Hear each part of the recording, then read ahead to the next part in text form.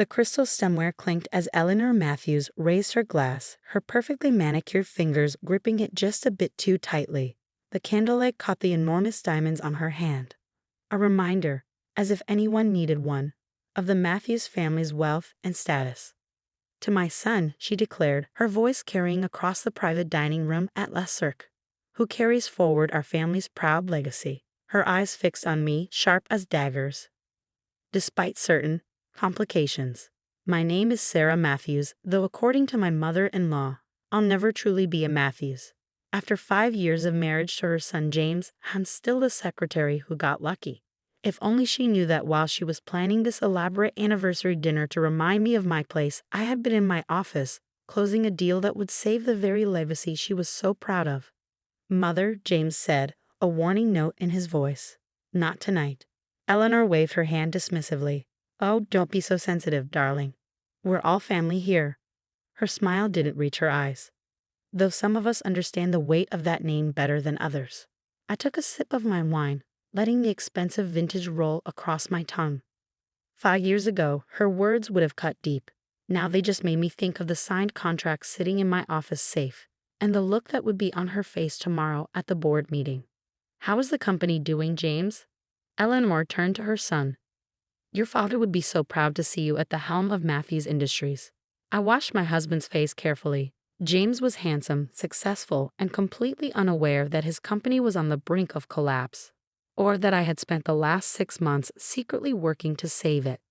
"Everything's fine, Mother," he replied, but I could see the tension in his jaw. James was a brilliant engineer, but he'd never had his father's head for business. The company had been bleeding money for years, and he'd been too proud to admit it. Eleanor nodded approvingly. "Of course it is. Matthews men always succeed." She turned her attention back to me. "Though I suppose that's hard for some people to understand. Not everyone grows up with business in their blood." Eleanor, my father-in-law's brother, Uncle Robert, cut in. "Perhaps we could discuss something else." But Eleanor was on a roll now, fortified by several glasses of expensive wine. "I'm simply saying that some people might find it difficult to appreciate the pressures of running a family company, especially when their previous experience was mainly answering phones and getting coffee." The table fell silent. I could feel everyone's discomfort. The Matthews family had never quite known how to handle Eleanor's thinly veiled disdain for her son's choice of wife. What none of them knew, what even James didn't know, was that I hadn't just been a secretary at Matthews Industries. I had been working on my MBA at night, studying the company's operations, seeing problems that everyone else seemed to miss. By the time I married James, I understood Matthews Industries better than most of its executives. And for the past 6 months, I had been secretly working to save it from bankruptcy. It started when I accidentally discovered some concerning financial reports in James's home office. The company was hemorrhaging money, losing contracts, and falling behind competitors. James was drowning, but his pride and his mother's expectations kept him from admitting it. Instead of confronting him, I began working behind the scenes. My old network from my secretary days proved invaluable: assistants and receptionists who knew everything that happened in their offices, who were happy to help the former one of them who had married the boss. Through them, I learned about a potential deal with Suntech, a rising star in the tech industry. They needed a manufacturing partner for their new line of products, and Matthews Industries had the facilities they needed. The problem was, no one at Matthews had taken their overtures seriously. Suntech was too new, too different from our traditional clients. But I saw the potential. Using my connections and working through intermediaries, I spent months nurturing the relationship, structuring a deal that would not only save Matthews Industries, but transform it for the modern era. This morning, I had finally closed the deal, $50 million upfront, with the potential for billions in ongoing contracts. Tomorrow at the board meeting, when Suntech's CEO announced the partnership, everything would change. "Sarah?" James's voice pulled me back to the present. "You're very quiet tonight." I smiled at my husband, reaching for his hand under the table. "Just thinking about tomorrow's board meeting." Eleanor's eyebrows rose. "Oh, do you attend those now?" "How progressive of you, James." "Sarah's insight is valuable," James defended, though I could hear the slight uncertainty in his voice. Even after 5 years, his mother's disapproval could still shake his confidence. "I'm sure it is," Eleanor said, her voice dripping with condescension. "Tell me, Sarah, what insights could you possibly offer about running a company that's been in our family for 3 generations?" I met her gaze steadily. "Sometimes a fresh perspective is exactly what a company needs, Eleanor." She laughed, the sound sharp and dismissive. "Fresh perspective? My dear, you wouldn't know the first thing about running a business of this magnitude. This isn't like organizing the office Christmas party." I felt James tense beside me, but I squeezed his hand, silently asking him to let it go. Tomorrow would bring enough drama without adding to it tonight. "Perhaps you're right," I said smoothly, raising my glass. "To the Matthews legacy." Eleanor smiled triumphantly, clearly taking my response as submission. As she noticed the slight curve of my lips, the quiet confidence in my eyes, she dismissed it as the wishful thinking of a social climber who had married above her station. The rest of the dinner passed in a blur of subtle jabs and backhanded compliments. Eleanor held court, reminiscing about the glory days of Matthews Industries, when her husband William had turned it into one of the largest manufacturing companies in the country. "Your father had such vision," she told James. "He could spot an opportunity a mile away. That's the Matthews instinct, something that can't be learned in some community college course." Another pointed look in my direction. I thought about the contracts in my office, about the months of careful negotiation, about the future I had secured for the company while they were all clinging to the past. Tomorrow couldn't come soon enough. After dinner, as we waited for the valet to bring our car, James pulled me close. "I'm sorry about Mother," he said softly. "You know how she gets." "It's fine," I assured him, straightening his tie. "Nothing she says matters." He studied my face. "You seem different lately. More confident. Like you know something the rest of us don't." I smiled, thinking of the board meeting tomorrow. "Maybe I do. Care to share?" "All in good time," I said, kissing him lightly. "Just promise me you'll be at the board meeting tomorrow. Don't let anything keep you away." He looked puzzled but nodded. "Of course. Though I don't know why it's so important. It's just another quarterly review." If he noticed my slight smile, he didn't mention it. That night, as James slept beside me, I stayed awake, reviewing the events that had led to this moment. I thought about my first day at Matthews Industries, a fresh-faced secretary with an MBA dream. How Eleanor had walked past my desk every morning without so much as a glance in my direction. How James had been different, actually seeing me, appreciating my insights, falling in love with me despite his mother's opposition. I thought about the day I discovered how bad things really were at the company. The shock of seeing the true financial statements, the realization that the company's proud legacy was about to come crashing down. The decision to act, to save not just the company but my husband from the weight of failure. Tomorrow would change everything. The question was, would they be ready for it? My phone buzzed softly. A text from Angela, Suntex CEO. "Everything set for tomorrow. Can't wait to see their faces." I smiled in the darkness. Angela had become more than just a business partner over the months of negotiation.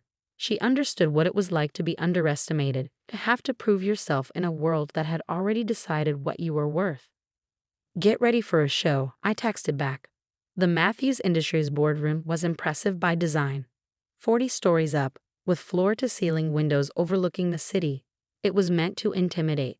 The massive mahogany table, the leather chairs, the portraits of past CEOs lining the walls. Everything screamed old money, established power. I arrived early, watching the morning sun paint the city gold. The contracts were safely stored in my briefcase, along with a presentation that would change everything. James had already left for his usual morning meetings, completely unaware of what was coming. Eleanor arrived exactly 10 minutes before the meeting was scheduled to begin, wearing her trademark Channel suit and an expression of barely concealed disdain when she saw me. "Sarah, don't tell me you're actually staying for the board meeting." She made it sound like I was planning to crash a private club. "Of course," I replied calmly. "I wouldn't miss it." She sighed dramatically.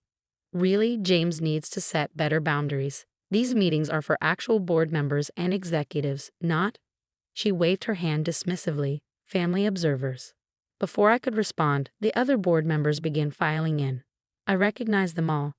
The old guard who had run Matthews Industries with William, who still saw me as the secretary who had somehow snared the boss's son. James arrived last, looking slightly harried. "Sorry, got caught up in the R&D meeting. What's on the agenda for today?" Theodore Wells, the CFO, cleared his throat. Actually, we have some concerning matters to discuss regarding the company's financial position. Before we get to that, I interrupted smoothly, standing up. There's something else that needs to be addressed. Eleanor's eyes narrowed. Sarah, dear, this really isn't the time for whatever this is. Actually, Eleanor, this is exactly the time. I moved to the front of the room, pulling out my laptop and connecting it to the display screen. You see, I've been working on something for the past 6 months. Something that's going to change everything for Matthews Industries. The room fell silent as I pulled up the first slide.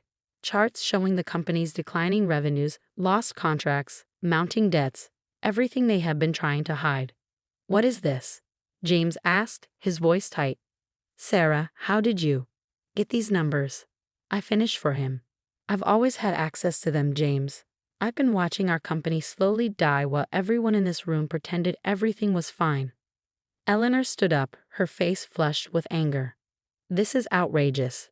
You had no right to access these documents. James, are you going to let your wife? Mother. James cut in, staring at the screen. These numbers, are they accurate? Theodore shifted uncomfortably. Yes, we've been trying to find a way to tell you. The situation is quite serious. I clicked to the next slide. 6 months ago, I started working on a solution. Something that would not only save Matthews Industries but transform it for the future. The boardroom door opened and Angela Chen walked in, followed by her executive team. Eleanor's mouth fell open as she recognized the CEO of Sun Tech. Ms. Chen? James stood up, confused. I wasn't aware we had a meeting scheduled. That's because the meeting wasn't with you, James, Angela said, smiling at me. It was with Sarah. I pulled out the contracts from my briefcase. Ladies and gentlemen, I'm pleased to announce that Matthews Industries has just entered into a historic partnership with Sun Tech, a $50 million immediate investment with projected contracts worth billions over the next decade. The room erupted in chaos, board members talking over each other, James staring at me in shock, Eleanor looking like she might faint. This is impossible, Eleanor finally managed. You're just a secretary. You couldn't possibly. Actually, Angela interrupted. Sarah has proven to be one of the most brilliant strategists I've ever worked with.